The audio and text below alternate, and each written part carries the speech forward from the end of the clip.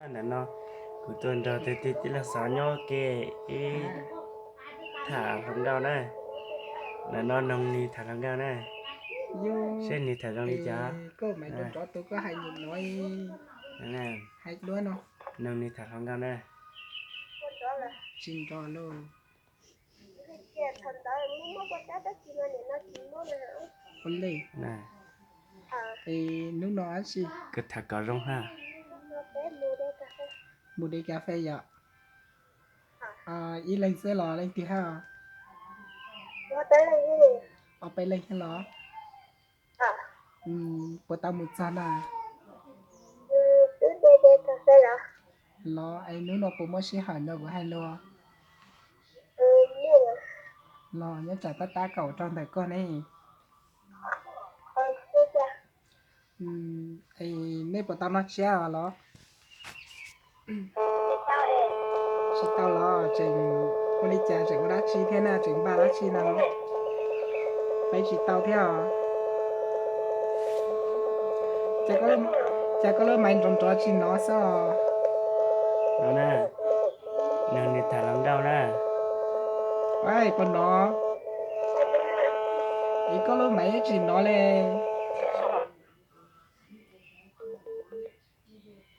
ni to bây giờ Ý lớp mày chỉ nó tu.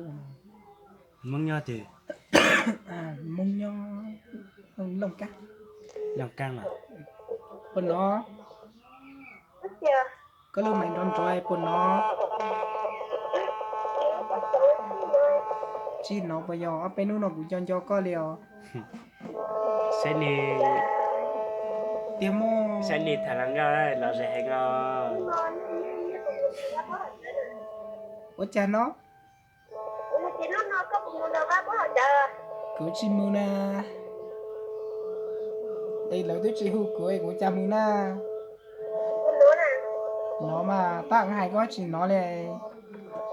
nó nè Ấy có lứa mạnh tròn trò ấy có chỉ nó cũng lên.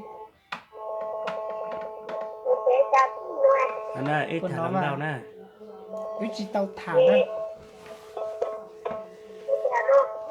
hai nếu muốn nếu lên Facebook được ha Một cái lúc phải bố trọng không? Một cái lúc phải bố trọng không? Có mạnh tròn trò tôi là con nó. tuổi Tôi cũng chịu phải tránh nó sao? thành cho tường Chỉ mua xuống. Chỉ mua một rau lẹ à. đó ha Ừ. thả có rong rong ấy Thật sự tôi chỉ mua sử dụng rau này.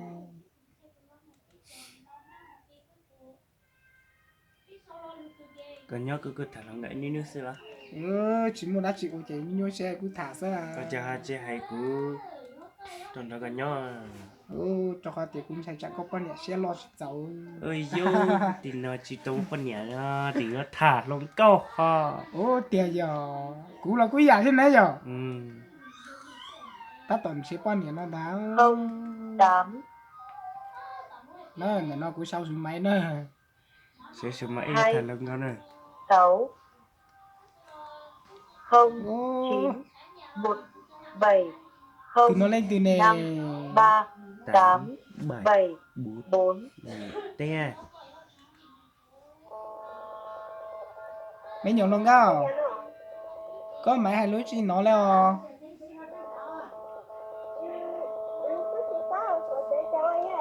Có lối mày tròn tròn.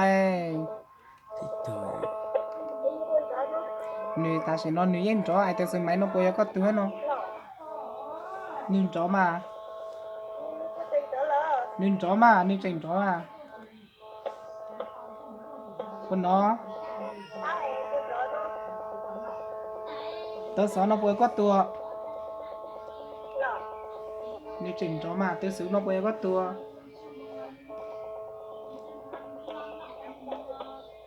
Mày thấy chứ thấy chứ.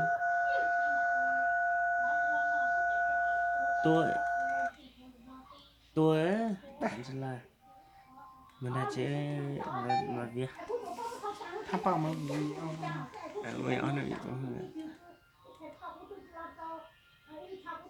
có cho YouTube bây giờ. Muốn thì sai. lên mong giờ mong là kỳ chơi chơi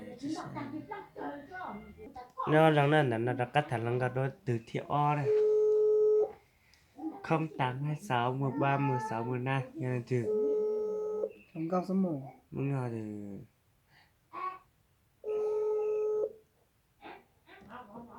nông này thằng lăng gạt sẽ nên thằng này chán à mua chỉ cây yêu không cao tôi chỉ tên máy nó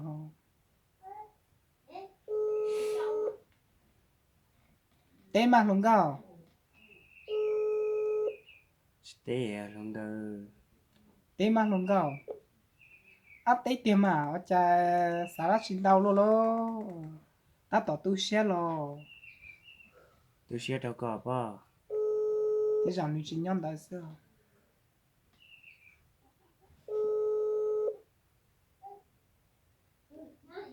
tên là hà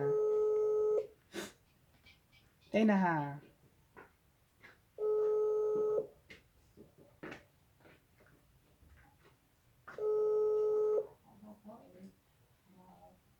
tên là hà ô chả chỉ tên máy leo chả chỉ tên máy leo nhưng chỉ muốn số phát ngoài thì nói đâu chỉ muốn số khác đùa lo bố mua xe hàng đầu của hai lừa nước nó cũng cho con liền nè anh chỉ số phát được đại số còn tí bảo lấy cha lên nào mấy tiền rồi tới kia sẽ lo số ta nó nhảy máy cho cú nè ổn lẹ mà lên đó nhón cho cú sau xếp héo nhớ rong nè được